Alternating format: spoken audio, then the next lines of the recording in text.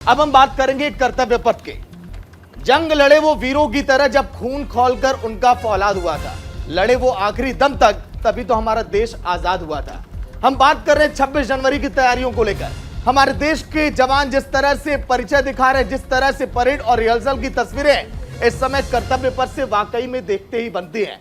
चाहे हम बात करें नारी शक्ति की, वायुसेना की, या फिर जल सेना या फिर थल सेना, उनकी अदम्य साहस और ताकत की कहानी न्यूज इंडिया आपको वहां की एक तस्वीरें में दिखाएगा। निदा बिल्कुल। और इन सब के बीच सबसे अच्छी बात जो थी सागर, वो ये लगी कि इस बार आगे बैठने वालों की कतार में जो वीआईपी कल्चर था, उस कल्चर को खत्म कर दिया गया है। आपको बताने कि अब आगे फ्रंट सीट पर रिक्शे वाले, रेडी पटरी वाले, ये तमाम लोग जो है वो बैठेंगे, वहां पर बैठकर गणतंत्र दिवस की परेड जो है वो देखेंगे। तो 26 जनवरी को सैनिकों को अपनी ताकत दिखानी है और उसी ताकत की रिहर्सल जो है वो यहाँ पर चल रही है। तस्वीरें आपको हम दिखा रहे हैं कि कैसे गणतंत्र दिवस से पहले फुल ड्रेस रिहर्सल जो है वो की गई है। कर्तव्य पथ की ये तस्वीरें जो अपने आप में बेहद खूबसूरत हमारी सेना की ताकत को दर्शाती हुई, साथ ही साथ आपको बता दें कि दरअसल यहाँ पर सबसे अच्छी बात जो है वो ये है कि इस बार वीआईपी कल्चर को पूरा खत्म करने की कोशिश यहाँ पर की गई है, क्योंकि आगे की जो लाइंस होती थी वो हमेशा वीआईपीज के नाम रहती थी, लेकिन इस बार उस कल्चर को खत्म कर दिया गया है। इस बार जो आगे की फ्रंट लाइन रहेगी उसमें आपको बता दें कि जो रिक्शा चलाने वाले हैं, जो रेडी वाले हैं, वो तमाम लोग फ्रंट लाइन में बैठ करके पूरी जो परेड होगी उसका आनंद ले पाएंगे, उसे देख पाएंगे। तो कर्तव्य पथ पर देश की ताकत का जिक्र हम यहाँ पर कर रहे हैं। आपको बता दें कि दरअसल गणतंत्र दिवस पर सबसे आगे वीआईपी के बैठने का कल्चर जो है वो खत्म कर दिया गया है, जिसका जिक्र लगातार हम कर रहे हैं। इसके अलावा आपको और अहम बात हम बताएं कि अब जब ये कल्चर खत्म हुआ तो अब आगे फ्रंट सीट पर कौन बैठेगा, आगे की लाइन पर कौन बैठेगा? रिक्शा वाले, ठेले वाले, श्रमजीवी कर्तव्य पथ पर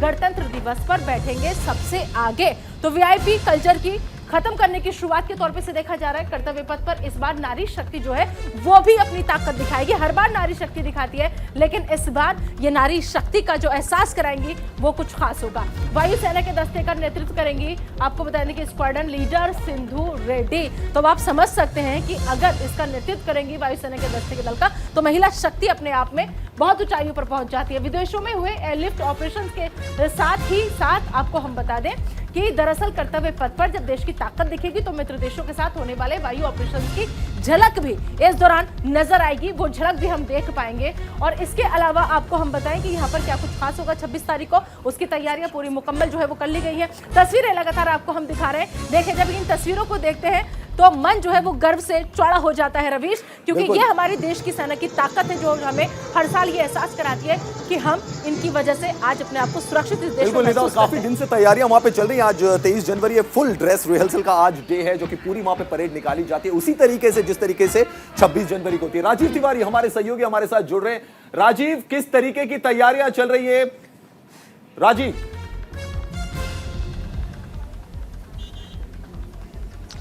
बिल्कुल, सबसे पहले मैं आपको बताना चाहूंगा कि इस समय मैं विजय चौक पे हूं और मेरे पीछे आप देख सकते हैं कि राष्ट्रपति भवन है और यही राष्ट्रपति भवन से जो कर्तव्य पथ शुरू होता है और पीछे इंडिया गेट तक जाता है। मैं दिखाना चाहूंगा कि किस तरह से यहाँ पे तैयारी चल रही है। पहले आप विजय चौक पे देखिए, जगह जगह जो है एलईडी लगाया गया है और लगातार चूंकि पूरी तरह से सजाया जा रहा है। आज 23 जनवरी है, 26 जनवरी को जो है गणतंत्र दिवस है और इसको जोर शोर से मनाने के लिए पूरी तरह से तैयारी में सरकार जुटी हुई है। तीनों सेना के जो अधिकारी हैं वह जुटे हुए हैं, एक एक चीज़ों को वॉच किया जा रहा है और पूरी तरह से सजाया गया है। और कर्तव्य पथ की बात की जाए तो आपको पीछे दिखाना चाहूँगा, यह कर्तव्य पथ है और सीधे इंडिया गेट तक जो है कर्तव्य पथ है। और जो बैठने की बात अभी नीता जी बता रही थी, तो बैठने के लिए जो वीआईपी कल्चर है बिल्कुल समाप्त कर दिया गया है और जो चेयर की व्यवस्था की गई है, जहाँ पे सामान्य लोग भी जो है आसानी से बैठेंगे। मैं कैमरा पर्सन शिव जी से कहूँगा कि दिखाइए जूम करके वह चेयर जो बनाया गया है, जहाँ पे जो है सभी सामान्य नागरिक भी जो है आसानी से इस बार बैठेंगे। पहले तमाम चीज़ों को लेकर बैरिकेड किया जाता था, लेकिन इस बार गणतंत्र दिवस पे आम नागरिक जो है वो आसानी से यहाँ पे पहुँचे और परेड देख सकें, इसके लिए पूरी व्यवस्था की गई है। साथ ही देखा जाए तो इस बार जो है चूँकि ऐतिहासिक क्षण होगा, क्योंकि राजपथ का नाम कर्तव्य पथ रखा गया है और राष्ट्रपति द्रौपदी मुर्मू एक आदिवासी महिला है हाँ। जो राष्ट्रपति बनी है, तो वो यहाँ पे जो है तीनों सेना की कमांडर के तौर पर रहेंगी। तो तमाम मतलब महिला शक्ति पूरी तरीके से उस दिन अपना जलवा बिखेरने की तैयारी में है। राजीव, एक चीज और समझना चाहेंगे, जो वीआईपी कल्चर का जिक्र हो रहा है, क्या आगे की लाइन जो हमेशा वीआईपी के नाम रहती थी, इस बार उस कल्चर को खत्म किया जा रहा है? रिक्शे वाले, रेडी पटरी वाले, तमाम लोग जाएंगे, तो इसके लिए क्या किसी तरह की पहले नाम दर्ज वगैरह कराया जाएगा, या फिर अचानक 26 जनवरी को जो भी जाएगा उसको जगह मिल जाएगी आसानी से? क्या प्रावधान है वहां आगे लाइन में बैठने का? नहीं, चूंकि 26 बिल्कुल, अगर देखा जाए तो 26 जनवरी के परेड को देखने के लिए सभी लोग उत्सुक रहते हैं, उत्साह के साथ यहाँ पर पहुँचते हैं। लेकिन जहाँ तक नाम को लेकर के पहले से वो नाम तय कर लिए जाएंगे, क्योंकि जो भी श्रमजीवी लोग हैं वो उनका नाम दर्ज किया गया है और उनको बाकायदे बैठाया जाएगा। एक मैसेज देने की कोशिश है, एक मैसेज देने की जो प्रधानमंत्री की हमेशा से कोशिश रहती है कि जो लाइन में जो सबसे पीछे खड़ा व्यक्ति है उसको मेन फ्रंट पे लाना है, मेन स्ट्रीम में लाना है। तो यह एक मैसेज देने की इस बार कोशिश रहेगी यहाँ कर्तव्य पथ से। तो सारी तैयारी चल रही है, लोगों का नाम रजिस्ट्रेशन सारी व्यवस्था की गई है। बहुत से लोग जो यहाँ पे नहीं पहुँच पाते हैं, तो चूँकि परेड पूरा यहाँ कर्तव्य पथ से लेकर के और लाल किले तक जो परेड चलेगा, तो जगह जगह बैठने की व्यवस्था और जगह भी की जा रही है। जी हाँ राजीव, आप हमारे साथ बने रहे और राजीव तिवारी हमारे सहयोगी तमाम हमें जानकारी दे रहे थे। और निदा, वाकई प्रोटोकॉल को क्योंकि फॉलो करना पड़ता है, इसलिए पहले से ही वहां पे नाम जो है उन्होंने रजिस्टर्ड कर लिए हैं। चलिए, आज बहुत बड़ा दिन है, 23 जनवरी आज, और 126वीं जयंती है नेताजी सुभाष चंद्र बोस की। नेताजी सुभाष चंद्र बोस की 126वीं जयंती है। पूरे देश में तमाम कार्यक्रम आयोजित किए जा रहे हैं। प्रधानमंत्री नरेंद्र मोदी ने भी याद किया, गृह मंत्री अमित शाह ने भी याद किया नेताजी सुभाष चंद्र बोस को। तो आज बड़ी जयंती, आज उनकी जयंती 126वीं, और उसके साथ ही कई कार्यक्रमों का आयोजन किया गया। सागर, बिल्कुल 126वीं जयंती मना रहे नेताजी सुभाष चंद्र बोस की। उनके कई ऐसे नारे, अंग्रेजों भारत छोड़ो, तुम मुझे खून दो मैं तुम्हें आजादी दूंगा, जिस तरह से उनके भाषणों और नारों ने देश के अंदर जोश भरा था, वो हम सभी को याद है। इसीलिए उनके जन्मदिन को मनाया जाता है पराक्रम दिवस के रूप में। लेकिन नेताजी सुभाष चंद्र बोस के जन्मोत्सव के बारे में अगर हम बात करें, तो क्या क्या खूबियां हैं, क्या क्या खासियत है, और कैसे हम उन्हें याद करते हैं पूरे देश भर में, जिस तरह से उन्हें नमन किया जा रहा है। चाहे हम बात करें बीजेपी की, कांग्रेस की, तमाम दिग्गज पार्टियों के नेताओं ने भी उन्हें नमन किया। लेकिन नेताजी की जयंती की अगर बात करें, तो सुभाष चंद्र बोस की 126वीं जयंती पर पूरा देश उन्हें नमन कर रहा है। पीएम नरेंद्र मोदी, वहीं मोहन भागवत को भी हमने सुना। इसके साथ ही साथ 2021 से इनकी जयंती यानी कि 23 जनवरी को पराक्रम दिवस के तौर पर मनाई जाती है।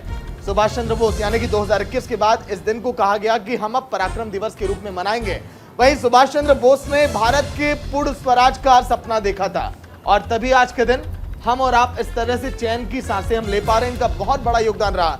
भारत को गुलामी की बेड़ियों से आजाद कराने में इन्होंने कई आंदोलन किए, और कई आंदोलन की वजह से ही लोगों में एक जोश आया, एक जज्बा आया, एक जुनून आया, और तभी ये लोग एकजुटता के साथ लड़े अंग्रेजों से।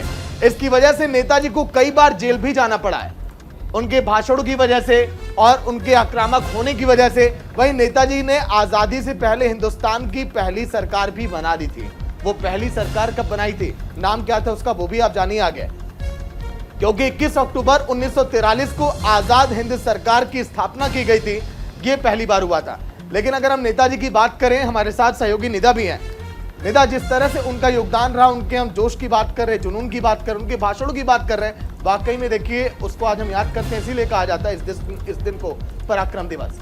बिल्कुल सही बात है। और ये जोश, ये जज्बा जो है, अगर किसी बच्चे को भी हम देखते हैं स्कूल में कोई प्रोग्राम होता है, कुछ होता है, तो जब किसी बच्चे को इस रूप में ढाला जाता है, तो एक अपने आप में एक अलग ही ऊर्जा जो है वो आती है। राजीव तिवारी हमारे साथ, हमारे सहयोगी जो है वो जुड़ गए। राजीव, आज नेताजी की जयंती है और जगह जगह पर कार्यक्रम का आयोजन किया गया है। दिल्ली वासी कैसे याद कर रहे हैं आज इस दिन को, क्योंकि कई वीआईपी को हमने देखा, सुना, जो आज बहुत कुछ उन्हें याद करके कह रहे हैं।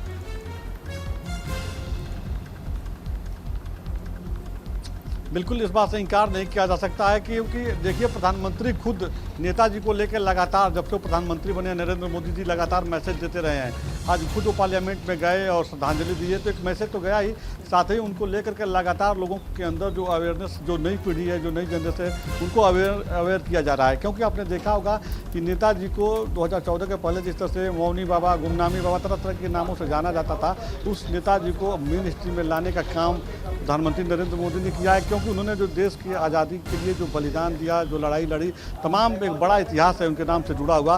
तो कहीं ना कहीं सारे ऐतिहासिक जो उनके कार्य रहे हैं, कहीं ना कहीं बैकफुट पे थे। अब वो लगातार स्कूलों में पढ़ाया जा रहा है, और जिस तरह से आज जगह जगह, सिर्फ दिल्ली में ही नहीं, देश के हर शहर में जिस तरह से सेलिब्रेशन हो रहा है उनके जन्मदिन को लेकर के, तो यह एक पॉजिटिव मैसेज है। और दिल्ली में भी कई स्कूलों में, कॉलेजों में और सार्वजनिक जो स्वयंसेवी संगठन है उनको लेकर, उनके जन्मदिन को लेकर मना रहे हैं, सेलिब्रेट कर रहे हैं। जी तो ठीक है राजीव, बहुत बहुत शुक्रिया इस तमाम जानकारी के लिए आपका। तो हर कोई आज याद कर रहा है सुभाष चंद्र बोस को।